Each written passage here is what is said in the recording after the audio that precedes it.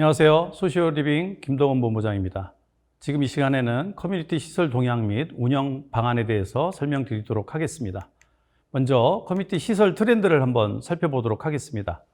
1세대에서는 2000년대 초반에 이 법정시설 위주로 운영이 되고 시설들이 많이 들어갔습니다. 또 2세대에서는 2000년대 중반에서는 피트니스나 GX 골프 연습장 같은 가장 기본적인 시설들이 많이 들어갔고, 3세대에 들어와서는 최상층의, 전망 좋은 최상층의 커뮤니티 시설들이 들어가기 시작했습니다. 요 근래에서는 이 ICT 플랫폼과 접목이 되면서 이 스마트홈, 주거 서비스를 연동한 통합 서비스들이 강화되기 시작했습니다. 이 커뮤니티 시설을 넣을 때 이 선호도 분석을 좀 해야 되는데, 대체적으로 이 선호도 분석이 많이 되지 않는 상태로 진행되는 경우가 있습니다. 커뮤니티 시설을 기획할 때는 인구조사라든가 또 아파트 단지의 특성, 그 다음에 또 서비스에 대한 선호도, 아니면 시설에 대한 선호도, 그리고 여러 가지 컨텐츠와 강좌나 이런 것들에 대한 의사에 대한 선호도 분석을 한 다음에 어떤 시설들을 1순위, 2순위, 3순위로 넣어야 되는지, 이런 사전에 기획이 좀 필요하다고 볼 수 있겠습니다. 요즘 커뮤니티 시설들이 상당히 다양하게 들어가고 있습니다. 특히 이 웰니스 쪽은 예전부터 피트니스나 GX 골프 연습장 같은 운동시설들이 대체적으로 많이 들어가 있었고, 또 요즘은 키즈와 에듀에 관련된 시설들, 그리고 문화에 관련된 시설들, 그리고 F&B와 특화 트렌드에 관련된 시설들이 상당히 많이 들어가고 있습니다. 공모사업에 있어서는 요즘 이 공동체 공간에 대한 시설들이 많이 요구되고 있고, 또 사회적 가치 실현을 위한 배점들이 늘어나면서 이런 공유 주방이라든가 공유 오피스, 창업 지원실 같은 것들이 커뮤니티 시설에 들어가기 시작했습니다. 특화 커뮤니티 시설도 상당히 많은 다양한 시설들이 들어가고 있는데, 보시다시피 하이엔드 상품에는 이 프리미엄 시네마 룸이라든가 뮤직 라이브러리, 그 다음에 프라이빗 피트니스, 심지어는 대여금고도 들어가고 있습니다.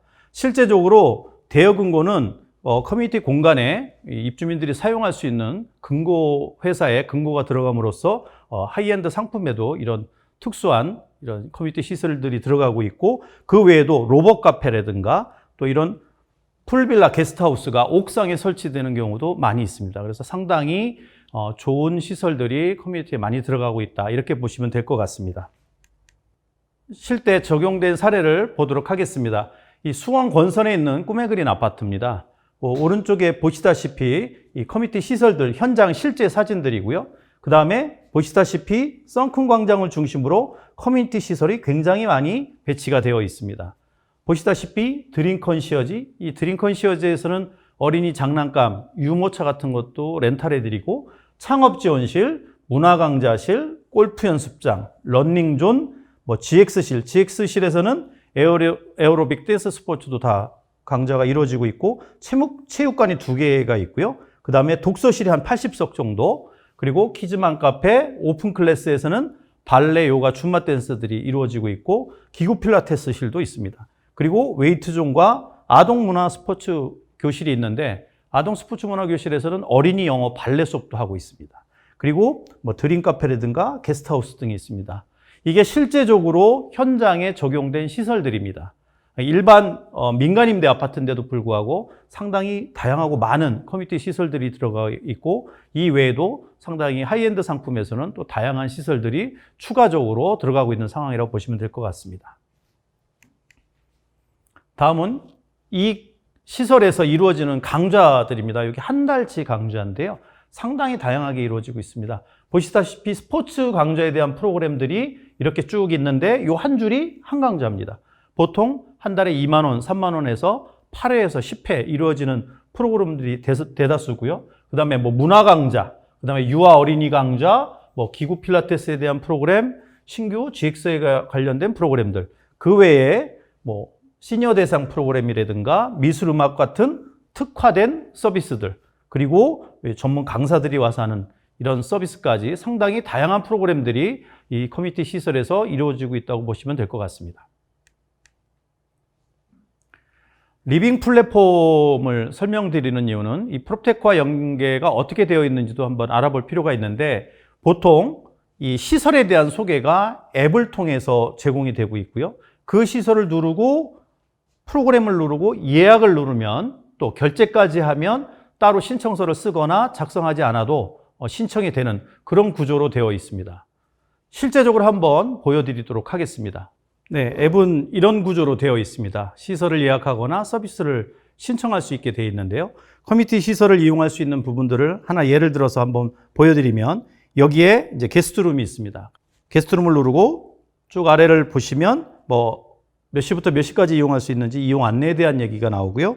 또 유의할 사항들, 또 관련된 취소 규정들 이런 것들이 나오고 아래쪽에 보시면 게스트룸 1번, 2번 룸이 있다. 그러면 내가 1번 룸을 예약하겠다. 그럼 1번 룸 예약하고 또 날짜를 선택해서 누른 다음에 그 다음에 예약하기를 누르면 게스트룸에 대한 이런 정보들이 나옵니다. 그리고 바로 신청하고 결제할 수 있게 그렇게 되어 있습니다. 상당히 이 시설을 이용하시는데 편리하게 벌써 이 프롭테크와 연동이 되어 있다. 이렇게 보시면 될 것 같습니다. 네, 다음은 커뮤니티 시설 계획에 대해서 말씀드리도록 하겠습니다.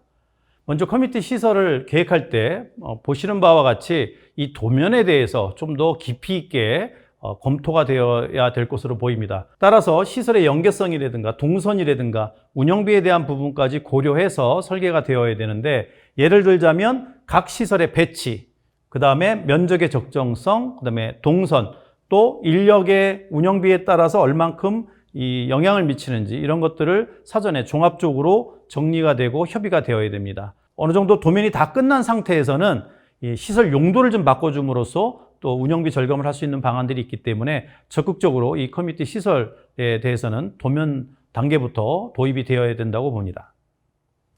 그렇게 시설이 확정이 되면 운영 계획을 세워야 되는데 각 시설별로 몇 시부터 몇 시에 운영할 것인지, 얼마를 받을 것인지, 또 인력은 몇 명을 배치할 것인지, 어떤 프로그램을 제공할 것인지, 거기에 따라서 또 어떤 체크 포인트가 있는지, 이런 기구에 대한 이슈가 있는지, 예산에 대한 이슈가 있는지, 아니면 도면에 대한 이슈 있는지, 이런 체크 포인트까지 정리를 해가지고 시설 운영 계획을 구체적으로 세워야 되겠습니다. 또 마찬가지 이런 로봇 카페가 반영이 된다 해도 마찬가지 시설 운영 계획에 대해서 자세하게 준비가 되어야 되고요. 특히나 요즘은 이렇게 직기 비품 계획까지 미리 세워둡니다. 예전에는 이 기구, 큰 기구와 가구만 넣어주는 형태로 커뮤니티가 운영이 됐다면 요즘에는 이렇게 초도물품을 넣어서 바로 서비스가 가능하도록 이렇게 준비가 되는 경우가 많고, 이런 것들이 준비가 안 됐을 때는 이 돈을 낼 수 있는 주체가 입주하고 난 다음에 명확하지가 않아서 서비스가 제대로 운영이 안 되거나 비정상적으로 서비스가 되는 경우가 많기 때문에 요즘에는 이렇게 직기비품 계획까지 세워서 들어가는 경우가 많습니다. 또한 이제 인력도 각 시설별로 몇 명을 배치할 것인지 어떤 역할을 할 것인지에 대해서 정확하게 인력 계획을 세워서 운영이 되어야 됩니다. 그리고 나서 이제 가장 중요한 재무 계획을 짜야 되는데 각 시설별로 앞전에 운영 계획을 짰기 때문에 얼마를 받을 것인지, 이용률 몇 % 정도로 해서 매출이 어느 정도 나오겠다라는 것들을 정리가 되어야 됩니다. 그리고 그에 따라서 인건비 앞전에 정리한 거, 그리고 실제적으로 소모품비나 수선 유지비, 통신비, 에너지 비용, 위탁 수수료 이런 것들을 정리해서 실제적으로 어느 정도의 지출이 이루어지고 그래서 각 세대별로 얼마 정도의 비용이 부과될 것인지를 미리 사전에 준비해서 이거를 공고문이나 위탁동이나 아니면 안내할 때 미리 준비가 되어야 될 것으로 봅니다. 굉장히 중요한 파트라고 보시면 될 것 같고, 이런 것들이 그 시설 계획이나 배치에 따라서 영향을 받기 때문에 그래서 앞전에 그런 시설 계획을 잘 준비를 해야 된다고 말씀드린 겁니다.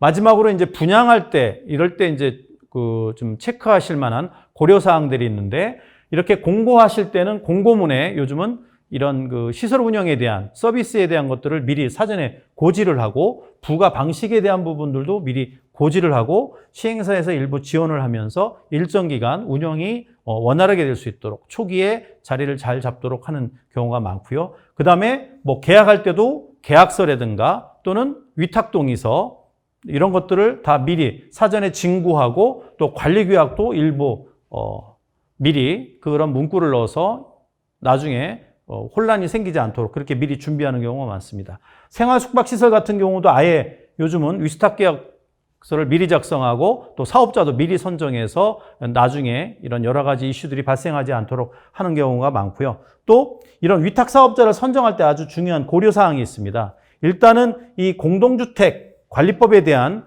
이 사업자 선정에 대한 이슈를 잘 아시는 분들이 이 서비스를 해야 될 것 같고요. 그 다음에 뭐 생활숙박시설회 같은 경우도 이런 사업자 선정하는 것에 비용 절감이나 운영이 효과적으로 되도록 이런 것들을 잘 고려해야 될 것으로 봅니다. 커뮤니티 시설은 앞으로 이런 그 아파트라든가 부동산에 대한 어떤 체크포인트 또는 부가가치로 상당히 중요한 이슈로 부각되고 있습니다. 그래서 커뮤니티 시설을 기획하시거나 또는 이런 준비를 하시는 경우에는 이런 커뮤니티 시설을 사전부터 준비를 철저하게 하는 게 굉장히 필요할 것으로 예상이 됩니다. 네, 감사합니다.